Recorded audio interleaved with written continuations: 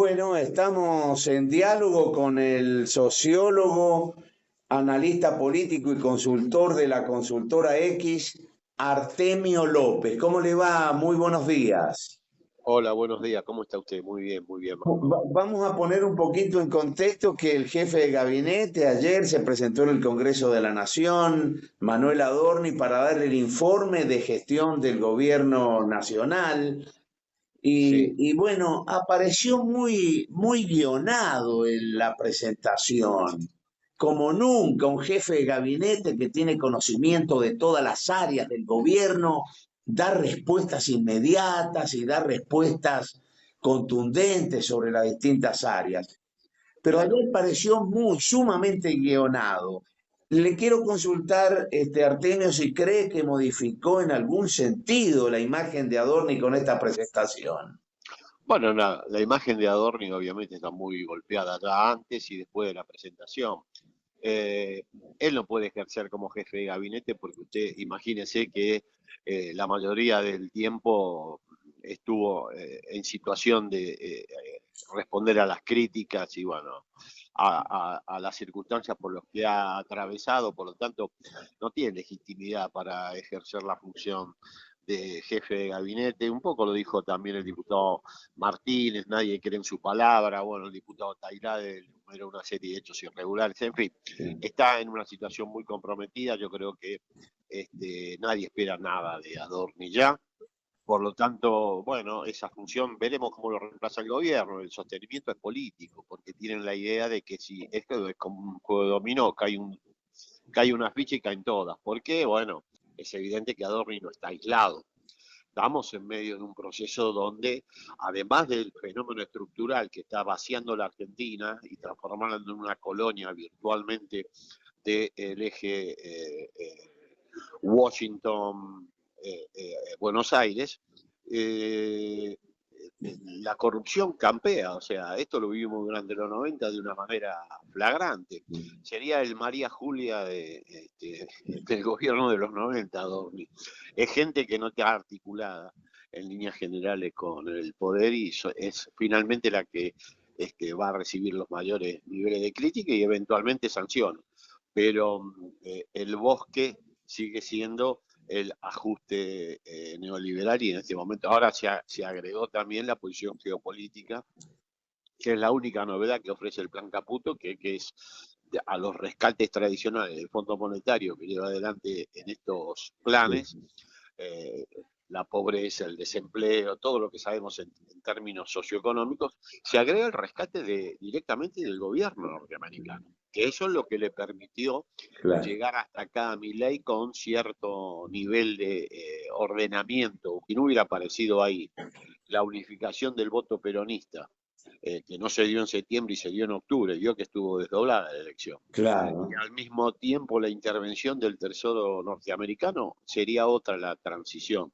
Quizá estaría más en línea con el señalamiento a los verdaderos responsables, no porque Adorni no lo sea. Adorni es como una especie de figura menor que, bueno, evidentemente ha tomado decisiones totalmente, en líneas generales, delictivas, no correspondientes con su cargo, pero los verdaderos responsables hubieran aparecido si el Tesoro norteamericano no hubiera concurrido al rescate del gobierno y la unificación del voto peronista no le hubiera dado chances electorales en Provincia de Buenos Aires en octubre. Pero bueno, lo de Adorni ayer, obviamente, Por lo no merece mucho análisis. Es claro. una persona que está inhabilitada para ejercer la función, pero el sostenimiento es político, por lo tanto veremos cómo lo van a ir resolviendo, pero casi no merece demasiado análisis la situación. Claro, de todas maneras, ¿usted cree que la señal que dio ayer Milei concurriendo con todo su gabinete y todas las barras en las gradas es para un poco seguir utilizándolo como cortina de humo para los problemas que está teniendo de su gobierno? Sí, cortina de humo, desplazamiento del punto de interés hacia otro lugar, eso también es cierto, pero creo que es un estilo de Milei, que supone que efectivamente con este tipo de bravuconadas consolida un núcleo de votantes que efectivamente se mueven fundamentalmente por este tipo de estímulos, pero me parece muy pobre dada las circunstancias socioeconómicas de Argentina. O sea, Argentina está viviendo un proceso de degradación sistemático diario. O sea, cuando usted analiza cualquier indicador, más allá de los truchajes del gobierno metodológicos, se da cuenta de que efectivamente no se puede sostener durante largo tiempo más allá del estilo que quiere imponer el presidente Milei. Esa bravuconada es parte de seguramente alguna decisión de tipo, si usted quiere, de consultoría que le han dicho sostener, porque si este muchacho cae, va a ser muy difícil sostener el resto de la etapa de transición al 2027. Por lo tanto, supongo que será así. Veremos, capaz que en el transcurso de este tiempo deciden eyectarlo, pero ahora mismo no, porque creen que es una señal de debilidad. Para mí, señal de debilidad es no reemplazarlo, o sea, porque efectivamente saben que si lo reemplazan, la situación se complicaría mucho. No sé lo que sabe Adorni, debe saber bastante, pero me parece que más que lo que sabe Adorni, es la señal de que el gobierno está, la señal que ellos quieren no dar, de que está en una situación de vulnerabilidad muy alta. Por lo tanto lo sostienen, pero bueno, veremos.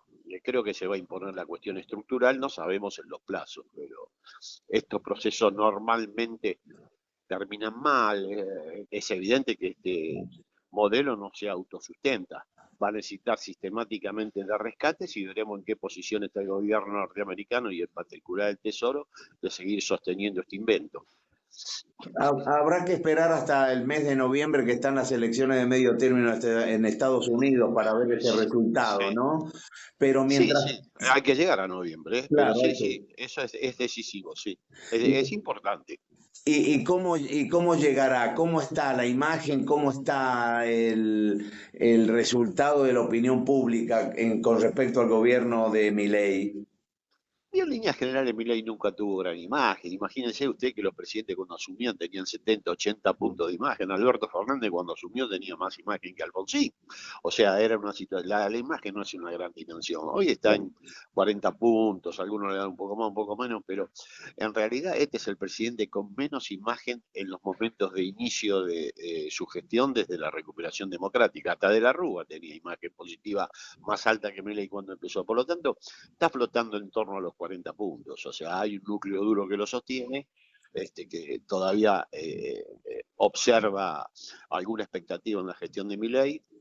Vuelvo a insistir, el componente antiperonista es fuerte y tiene ese nivel, pero la imagen no define, es un indicador muy débil. Imagínense que uno puede tener buena imagen de varios políticos, pero a la hora de decidir el voto, uno decide por uno. Me parece que no es la Claro. solidez que tuvo inicialmente, pero tampoco hay que dar por resuelto el problema. O sea, la sola caída de imagen y el deterioro de Milei no va a generar por sí solo una alternativa en Argentina, que como usted sabe está en una situación muy crítica porque tiene a la principal opositora en situación de proscripción explícita y apresamiento. Por lo tanto, estamos viviendo una ficción democrática. Así que la construcción de una alternativa en estas condiciones para el campo popular es dificultosa. Yo me fijaría mucho más en la posibilidad de que efectivamente la consigna Cristina Libre sea eje en la construcción de una alternativa que la situación de imagen de Milei que va a flotar en torno a estos 35, 40 puntos. Es lo que tuvo siempre y me parece que no va a cambiar. Pero la caída de Milei no va a resolver el problema de la alternativa en Argentina por sí solo. Me quedé con eso que dijo, porque no he escuchado muchas autocríticas con respecto a lo que sucedió en el año pasado con el desdoblamiento de las elecciones.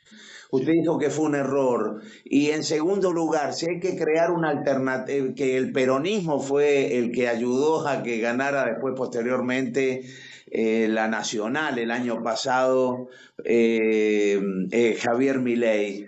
Sí. Pero, bueno, ¿y cómo se reconstruye eso? Porque muchos dentro del peronismo dicen, no, la consigna Cristina Libre no, primero pongamos un presidente peronista y después hablemos de la situación de Cristina. ¿Cómo lo ve a eso entonces? Sí, yo creo que fue un error, no lo dije yo, lo dijo Cristina antes, que era un error desdoblar y efectivamente fue un Claro, error, no cabe sí, ninguna sí, duda. Que hubo sectores del peronismo que pueden haber colaborado en la instalación de Milei, sí, pero hubo un gobierno del Frente de Todos que fue muy insatisfactorio. Usted imagínese que ya en 2021 4 millones de votantes dijeron que votaron a el Frente de Todos en 2019, no lo hicieron en claro. 2021, con lo cual después en 2023, si usted analiza el despliegue del voto de Milei, hay mucho voto de sector medio, medio y bajo que tenía una trayectoria anterior de voto al Frente de Todos. Por lo tanto, más allá de lo que algún dirigente, siempre hay planes, ¿vio? Hay dirigentes que planean cosas, pero estructuralmente el gobierno no satisfizo. Por lo tanto, eso fue lo que pasó. Una de las condiciones posibles de la aparición de Milei.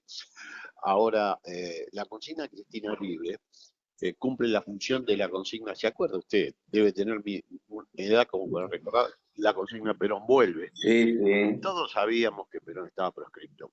O sea, no cabe ninguna duda de que eso no era para nosotros una consigna coyuntural, era una perspectiva de construcción política y un reconocimiento de la conducción de Perón. Eso, la proscripción de Perón y la anulación final de la cláusula de residencia la hizo Cámpora en el 73.